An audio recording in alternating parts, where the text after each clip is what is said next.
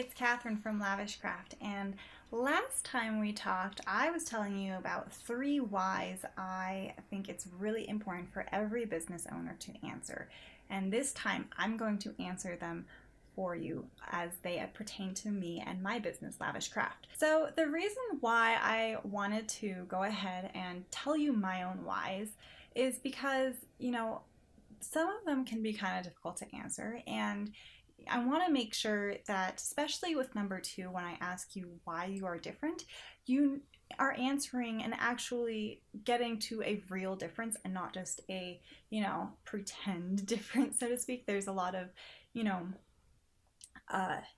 cop-out differentiations that, are easy to do. And so we say, oh, I'm different because I have good quality service. Honestly, that is something that I did initially. Like right in the very beginning, I thought I could be different because I would have such amazing high quality service. And yes, I highly value customer service, but that's not really a difference. Everyone tends to want to have really good customer service, so that doesn't really make you stand out. So just stay tuned, and hopefully my answering these questions for you will help you to see how you should be answering them for yourself. And also it gives you a chance to learn a bit more about me and my company. So the first why I asked was, why are you doing this? So why did I start Lavish Craft? And honestly, it came from more of a place of desperation than passion initially, because I was working for a company that had a pretty terrible employee work environment. And, long story short, it just was a pain. It was hard to do. I got really jaded and couldn't seem to drum up enough energy to really apply for another job elsewhere. So I went ahead and said, you know what, even though I know what to look for now from another company, I don't have the energy to try and find that company. So I'm just going to do it for myself. I'm going to start working for clients myself and kind of take out the middleman. So I started Lavish Craft, and I initially started as a freelance designer, but I so quickly fell in love with everything relating to starting up a business that I knew I wanted to focus on branding so I could work with other entrepreneurs who were having the same kind of energy and, passion for what they needed done. And that actually brings me to my third why. So I'm going to jump ahead and then we'll jump back, okay? So the third why is, why do you offer the service that you do? So I offer brand design because, like I said earlier, I love working with other entrepreneurs who are following their dreams.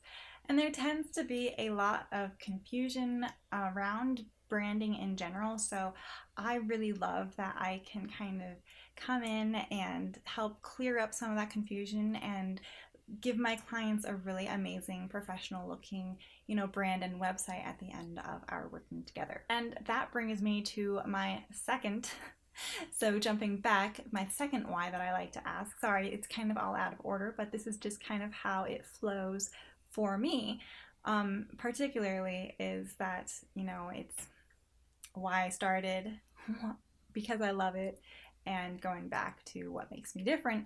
And this is the one that I think a lot of entrepreneurs struggle with the most. And honestly, I did too. Like I said earlier, I first thought I could differentiate by having really high quality customer service. Yikes. That is kind of embarrassing to admit. And then after that, I thought I was getting onto something by, differentiating by, saying that I was going to do branding and not just, everything. Because yes, I can design just about anything I want to and put my mind to, but that doesn't mean I need to, and it doesn't necessarily mean I should. So I thought that by specializing in branding, I was going to get different. And really, I was just, like I said, defining my specialty and starting to focus more on that. Next, I thought that I would be different, like trying to narrow down on my differentiation a bit more. I thought I could be different from other brand designers by actually offering to develop the websites that I design. I see a lot of other, brand designers who focus mostly on, just creating the brand and printed assets and stuff like that, maybe the imagery for your websites, but and then creating like, a blueprint for, a website design. But then, the client would need to go to a developer to get it developed, and that tends to cost another pretty penny. So, I mean, I thought that was really just not a really great model to be having. Not to mention the difference between print design and web design is that things change. Um, Sometimes it looks best in print one way and actually on the web another way. And so, I thought it was really important to be able to work with a branding designer who actually is developing the website and can help you, guide you, and make these kinds of calls when, we come across a situation where, oh, well, the original intention was this, but it's not working as well as it should be, so let's actually go along and do it this way for a better user experience. Because that's what it's all about, right? We want to make the customer's experience of your brand, of your business, better than it could ever be otherwise, right? Or the best it can be. And one of the ways of doing that is making sure that your website is actually easy to use and is providing the information in a really great way. That was definitely getting a bit closer to being able to differentiating, and I still do think it is a very key part of what makes me different than other brand designers. But what really ties it all together for me, and the way that I really like to differentiate, is because I offer the strategy in addition to the design and the development.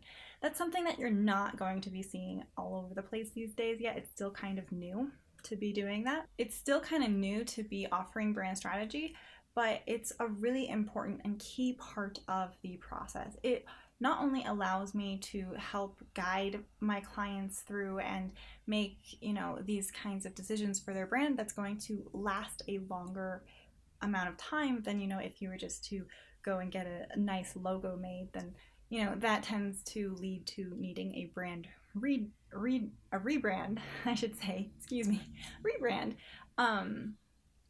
in order to actually have it feel good and like it's aligned with you.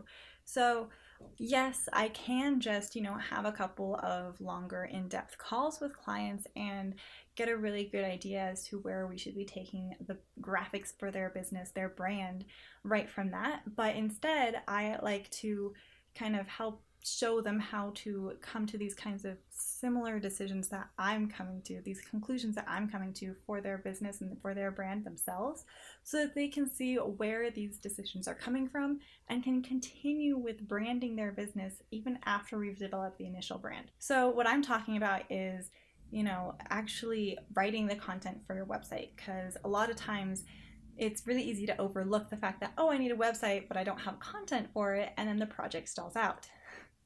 So rather than, having to go and write it yourself and like have no idea what you should be writing, or hire a copywriter and wait for that to come in, I will take my clients through a process that results in, being able to embody a brand voice and write their own content for their website, which is really important because they're going to be writing content regardless after their website is written too, with emails and blogs or articles, advertisements, whatever it is. They need to be able to get into their brand voice and start writing clearly and, strategically, so that their brand is being represented well.